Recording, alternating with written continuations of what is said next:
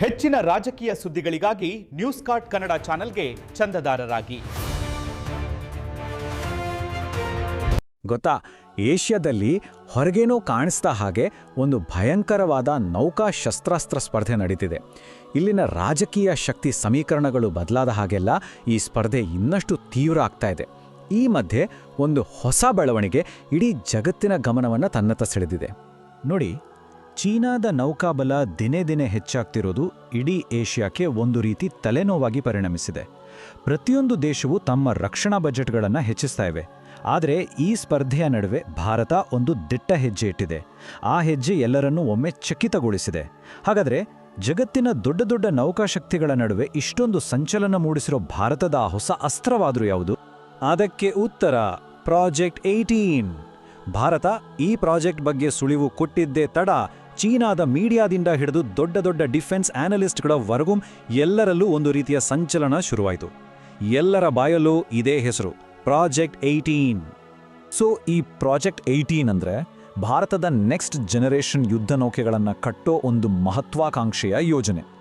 ಇವು ಎಂಥ ನೌಕೆಗಳಂದರೆ ಹಿಂದೆಂದೂ ಕಂಡಿರದ ಸಾಮರ್ಥ್ಯಗಳನ್ನು ಹೊಂದಿರಲಿವೆ. ಇದು ಸುಮ್ಮನೆ ಒಂದು ವಾರ್ಶಿಪ್ ಅಲ್ಲ, ಬದಲಾಗಿ ನೌಕಾ ತಂತ್ರಜ್ಞಾನದಲ್ಲಿ ಭಾರತದ ಮುಂದಿನ ದೊಡ್ಡ ಜಿಗಿಕದ ಸಂಕೇತ. ಹಾಗಾದ್ರೆ ಈ ವಿಧ್ವಂಸಕವನ್ನ ಜಗತ್ತಿನಲ್ಲೇ ಅತ್ಯಂತ ಪವರ್ಫುಲ್ ಅಂತ ಯಾಕೆ ಕರೆಯಲಾಗ್ತಿದೆ? ಇದರಲ್ಲಿ ಅಂಥದ್ದೇನಿದೆ? ಉತ್ತರ ಅಡಗಿರುವುದು ಇದರ ವಿನ್ಯಾಸದಲ್ಲಿರುವ ಒಂದು ಕ್ರಾಂತಿಕಾರಿ ಇನೋವೇಷನ್ನಲ್ಲಿ. ಅದನ್ನ ಅರ್ಥ ಮಾಡ್ಕೋಬೇಕು ಅಂದರೆ ನಾವು ಮೊದಲು ವರ್ಟಿಕಲ್ ಲಾಂಚ್ ಸಿಸ್ಟಮ್ ಅಂದರೆ VLS ಬಗ್ಗೆ ತಿಳ್ಕೋಬೇಕು. ತುಂಬ ಸಿಂಪಲ್ ಆಗಿ ಹೇಳಬೇಕು ಅಂದರೆ ಇವು ಯುದ್ಧ ನೌಕೆಯ ಡೆಕ್ಕೊಳಗೆ ಅಳವಡಿಸಿರೋ ಮಿಸೈಲ್ ಟ್ಯೂಬ್ಗಳು. ಇವುಗಳ ಬಾಯಿ ನೇರವಾಗಿ ಆಕಾಶದ ಕಡೆಗೆ ಮುಖ ಮಾಡಿರುತ್ತೆ. ಇದರಿಂದ ಒಂದೇ ಸಾರಿಗೆ ಬಹಳ ಬೇಗನೆ ಹಲವಾರು ಮಿಸೈಲ್ಗಳನ್ನ ಫೈರ್ ಮಾಡಬಹುದು. ಹಾಗಾದ್ರೆ ಆ ಮ್ಯಾಜಿಕ್ ನಂಬರ್, ಆ ನಿರ್ಣಾಯಕ ಅಂಶವೇ ಈ ಸಂಖ್ಯೆ. ಪ್ರಾಜೆಕ್ಟ್ 18 ವಿಧ್ವಂಸಕಗಳಲ್ಲಿ ಬರೋಬ್ಬರಿ 144 VLS ಸೆಲ್ಗಳು ಇರಲಿವೆ. ಇದು ಸದ್ಯಕ್ಕೆ ಜಗತ್ತಿನ ಬೇರೆ ಯಾವುದೇ ಯುದ್ಧ ನೌಕೆಯಲ್ಲೂ ಇಲ್ಲದಂಥ ಒಂದು ಅನ್ಮ್ಯಾಚ್ಡ್ ಕೆಪಾಸಿಟಿ. ಈ 144 ಅನ್ನೋದು ಎಷ್ಟು ದೊಡ್ಡ ಸಂಖ್ಯೆ ಅಂತ ಗೊತ್ತಾಗಬೇಕಾದ್ರೆ ನಾವಿದನ್ನು ಬೇರೆ ದೇಶಗಳ ಜೊತೆ ಹೋಲಿಸಿ ನೋಡಬೇಕು. ಚೀನಾದ ಅತ್ಯಂತ ಶಕ್ತಿಶಾಲಿ ಅಂತ ಹೇಳಲಾಗುವ ಟೈಪ್ 055 ಡಿಸ್ಟ್ರಾಯರ್ನಲ್ಲಿರೋದು 112 VLS ಸೆಲ್ಗಳು. ಇವತ್ತಿನವರೆಗೂ ಟಾಪ್ನಲ್ಲಿದ್ದ ಸೌತ್ ಕೊರಿಯಾದ ಸೆಜಾಂಗ್ ದಿ ಗ್ರೇಟ್ ಕ್ಲಾಸ್ ಹಡಗಿನಲ್ಲಿ 128 ಸೆಲ್ಗಳಿವೆ. ಆದರೆ ಪ್ರಾಜೆಕ್ಟ್ 18 ಬಂದರೆ ಇವೆರಡನ್ನೂ ಮೀರಿಸಿ ನಿಲ್ಲಲಿದೆ. ಈ 144 VLS ಸೆಲ್ಗಳು ಅಂದರೆ ಬರೀ ನಂಬರ್ ಅಲ್ಲ, ಅವು ಮಾರಕ ಅಸ್ತ್ರಗಳ ಒಂದು ದೊಡ್ಡ ಭಂಡಾರ. ಇದರಲ್ಲಿ ಭಾರತದ ಹೆಮ್ಮೆಯ ಶಬ್ದಕ್ಕಿಂತ ವೇಗವಾಗಿ ಚಲಿಸುವ ಬ್ರಹ್ಮೋಸ್ ಕ್ಷಿಪಣಿಗಳು ಜೊತೆಗೆ ದೂರದ ಗುರಿಯನ್ನು ಹೊಡೆದುರುಳಿಸಬಲ್ಲ ಇಂಟರ್ಸೆಪ್ಟರ್ ಕ್ಷಿಪಣಿಗಳು ಇರ್ತವೆ. ಅಷ್ಟೇ ಅಲ್ಲ, ಭವಿಷ್ಯದಲ್ಲಿ ಬರಲಿರುವ ಹೈಪರ್ಸಾನಿಕ್ ಮಿಸೈಲ್ಗಳನ್ನು ಇದರಲ್ಲಿ ಅಳವಡಿಸೋ ಹಾಗೆ ಮೊದಲೇ ಡಿಸೈನ್ ಮಾಡಲಾಗಿದೆ. ಎಲ್ಲಕ್ಕಿಂತ ದೊಡ್ಡ ವಿಶೇಷತೆ ಅಂದರೆ ಎಲ್ಲ 144 ಮಿಸೈಲ್ಗಳು ಯಾವಾಗಲೂ ರೆಡಿ ಟು ಫೈರ್ ಮೋಡ್ನಲ್ಲಿರ್ತವೆ. ಅಂದರೆ ಕ್ಷಣಮಾತ್ರದಲ್ಲಿ ಉಡಾವಣೆಗೆ ಸಿದ್ಧ. ಆದರೆ ಪ್ರಾಜೆಕ್ಟ್ 18 ಕೇವಲ ಒಂದು ಟೆಕ್ನಾಲಜಿಕಲ್ ಜಂಪ್ ಅಷ್ಟೇ ಅಲ್ಲ, ಇದು ದಶಕಗಳ ಕಾಲದ ಒಂದು ದೊಡ್ಡ ಸ್ಟ್ರಾಟಜಿಕ್ ಪಯಣದ ಫಲ. ಭಾರತೀಯ ನೌಕಾಪಡೆ ಈ ಮಟ್ಟಕ್ಕೆ ಬಂದು ತಲುಪೋಕೆ ಒಂದು ದೊಡ್ಡ ಹಾದಿಯನ್ನೇ ಕ್ರಮಿಸಿದೆ.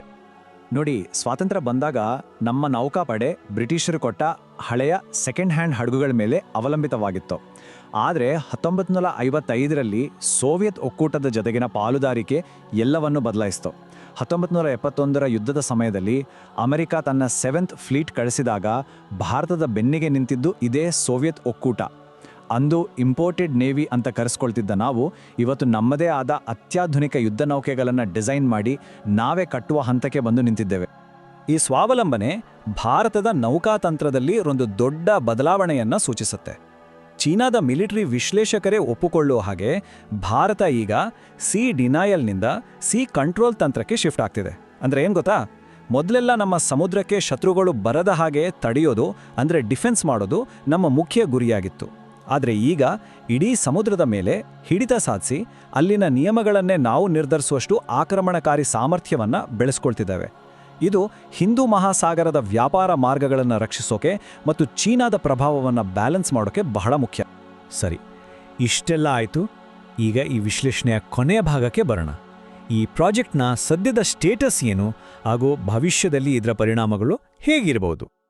ಸದ್ಯದ ಅಪ್ಡೇಟ್ ಏನಪ್ಪ ಅಂದರೆ, ಈ ಪ್ರಾಜೆಕ್ಟ್ ಕೇವಲ ಪ್ಲಾನ್ ಆಗಿ ಉಳಿದಿಲ್ಲ.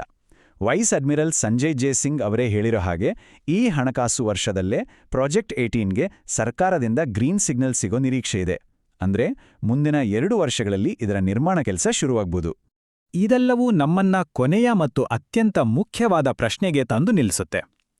ಪ್ರಾಜೆಕ್ಟ್ 18 ನಿಜವಾಗಿಯೂ ಏಷ್ಯಾದ ನೌಕಾಶಕ್ತಿ ಸಮತೋಲನವನ್ನ ಭಾರತದ ಪರವಾಗಿ ಬದಲಾಯಿಸ್ತಾ? ಅಥವಾ ಚೀನಾ, ಅಮೆರಿಕದಂತಹ ದೇಶಗಳು ಇದಕ್ಕೆ ಪ್ರತ್ಯುತ್ತರವಾಗಿ ಇನ್ನೂ ದೊಡ್ಡ ಹೆಜ್ಜೆ ಇಡ್ತವ? ಏನೇ ಇರ್ಲಿ, ಒಂದಂತೂ ಸತ್ಯ. ಹಿಂದೂ ಮಹಾಸಾಗರದ ಅಲೆಗಳು ಮುಂದಿನ ದಿನಗಳಲ್ಲಿ ಇನ್ನಷ್ಟು ಪ್ರಕ್ಷುಬ್ಧಗೊಳ್ಳುವುದು ಖಚಿತ.